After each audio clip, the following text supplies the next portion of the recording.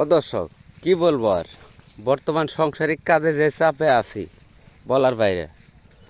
এখন হয়তো আপনারা মনে মনে ভাববেন, বলে বাইজিৎ ভাই কয়েকদিন যাবৎ ভিডিও দেয় না। ভিডিও যে কী কারণে দিবেন পাইতেছেন এটাও একটু আপনাকে বুঝে নিতে হবে।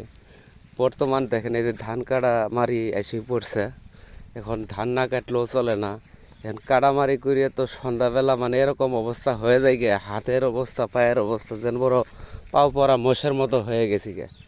এখন বাধ্যতামূলক কী করবো, শুধু খালি পোস্ট করতেছি, একটা করে ছবি পোস্ট করতেছি। তাও অনেক সময় দেখা গেছে সকালবেলা শুভ সকাল দিতে পারি না বা শুভ দুপুর দিতে পারি না, আবার অনেক সময় দেখা গেছে শুভরাত্রি পর্যন্ত দিতে পারি না। মানে এরকম কাজে ব্যস্ত, কি আর বলবো।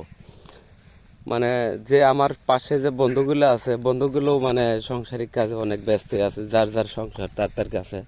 তো সে কারণে চিন্তা ভাবনা করলাম, বলে আগে নিজের কাম, তারপরে হলো ভিডিও।